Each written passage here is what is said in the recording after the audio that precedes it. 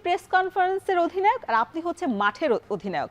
মানে কখনো আক্ষেপ হয় কিনা যে আমি যদি অধিনায়কত্ব করি, আমি যদি একটা দলকে লিড করি, আর্মব্যান্ড পরি, তাহলে আমি প্রেস কনফারেন্সও ফেস করব। প্রেস কনফারেন্স এবং ক্যাপ্টেন্সি এটা কিন্তু টোটালি কোচের উপরে ডিপেন্ড। আপনি ওয়ার্ল্ড ফুটবলে দেখবেন যে কোচেরাই কিন্তু ডিসাইড করে এবং কোচেরাই কিন্তু আপনার দেখা যায় অনেক ইন্টারন্যাশনাল ম্যাচে এবং অনেক ক্লাব টিমের ম্যাচে দেখা যায় প্রেস কনফারেন্সে কিন্তু কোনো ক্যাপ্টেনও যায় না, কি প্লেয়ার যায়। কি প্লেয়ার যেয়ে কিন্তু আপনার প্রেস কনফারেন্স করে, এটা কিন্তু সে কিন্তু ক্যাপ্টেন না, কিন্তু দলের কি প্লেয়ার। তো আসলে এটা ডিপেন্ড করে কোচের উপরে, কোচ কাকে নিবে এবং কাকে প্রেস কনফারেন্সে রাখবে, কাকে মাঠে ক্যাপ্টেন দিবে, এটা টোটালি কোচের উপরে ডিপেন্ড করে। যে 2018 সাল থেকে আপনি অধিনায়কত্ব করছেন, জামাল ভুঁইয়াও একই সাথে অধিনায়কত্ব করেছেন।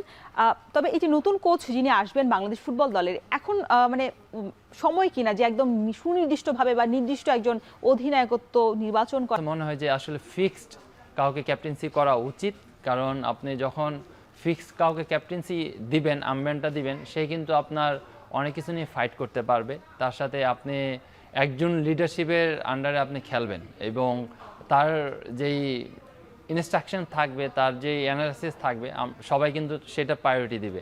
আসলে আপনার সেভারাল ক্যাপ্টেন হলে দেখা যায় অনেক কিছু আপনার একসাথে ডিসকাস করা যায় না, যেটা আসলে প্রয়োজন। আসলে এখন সব কিছুই নতুনভাবে তৈরি হচ্ছে, নতুনভাবে শুরু হচ্ছে। আসলে এটা আমার কাছে মনে হয় ফুটবল ফেডারেশন এবং যে নতুন কোচ আসবে হয়তো একটা ভালো ডিসিশন নিয়ে সেই প্রক্রিয়ায় আগাবে।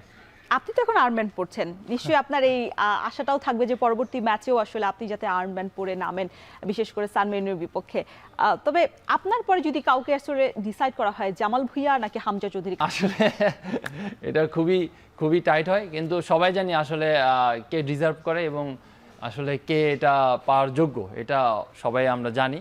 আসলে সেই পাবে আমার মনে হয়। টু বি অনেস্ট, জামাল আমি আপনার একদম শুরু থেকে আমরা এখন পর্যন্ত ন্যাশনাল টিমে আছি এবং আমার আর জামালের কেমিস্ট্রি খুবই ভালো। ইভেন দো সব প্লেয়ারের সাথে যারা নতুন আসছে, আসলে আমাদের বন্ডিং খুবই স্ট্রং।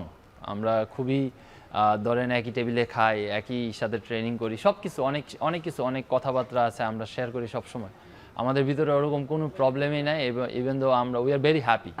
বিগত সময় হামজা চৌধুরীর পর আমরা দেখেছি অনেকজন প্রবাসী বাংলাদেশি বংশোদ্ভূত প্লেয়ার স্কোয়াডে যুক্ত হয়েছেন, আরও আসার প্রক্রিয়ায় রয়েছেন।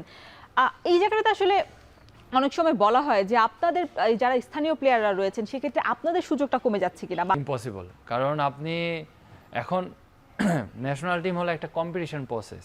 এই জায়গায় আপনি যদি পারফরমেন্স ভালো না করেন, ডেফিনেটলি আপনাকে কেউ ডাকবে না। আর যারা আসছে তারা কিন্তু আসলে খুবই কোয়ালিটি প্লেয়ার এবং তাদের অ্যাবিলিটি আছে বাংলাদেশের হয়ে অনেক দিন সার্ভিস দেওয়া, স্পেশালি ফাহমিদুল জায়ান, তারা কিন্তু খুবই ইয়াং, তাই না? তার সাথে কিউবা আছে, আর তাদের কিন্তু অনেক সম্ভাবনা রয়েছে বাংলাদেশের হয়ে খেলা এবং বাংলাদেশকে ভালো পর্যায়ে নিয়ে যাওয়া। তার সাথে আরও কিছু প্লেয়ারকে অ্যাড করার চেষ্টা করছে ফুটবল ফেডারেশন।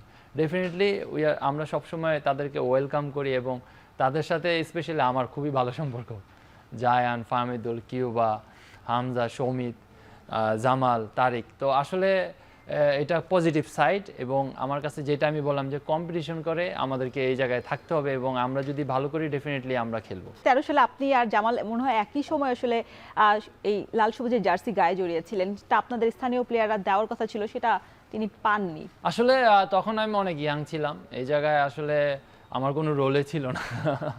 আসলে এটা আমি জানি না, কারণ তখন আরও অনেক সিনিয়র প্লেয়ার ক্যাপ্টেনরা ছিল। আসলে এটা অলরেডি আমার মনে হয় অনেকেই এক্সপ্লেন করেছে আসলে ঘটনাটা কি হয়েছে বা কি হয় নাই। আসলে এটা আমি জানি না, কিন্তু জামাল আমার সাথে কখনো শেয়ার করে নাই এই ব্যাপার কখনো, যে এরকম সাবজেক্ট একটা হয়েছিল ওর সাথে, কারণ ওর সাথে আমার খুবই ভালো বোঝাপড়া এবং খুবই ভালো আন্ডারস্ট্যান্ডিং আছে। এখন ড্রেসিং রুমের পরিবেশটা কেমন? না, এখন খুবই খুবই ভালো, কারণ আপনি বিলিভ করবেন না, হয়তো বা অনেকে জানে না, আমাদের ড্রেসিং রুম কিন্তু এখন যে পরিবেশ, এটা একটা মানে টোটালি প্রপার একটা প্রফেশনাল ন্যাশনাল ফুটবল টিম।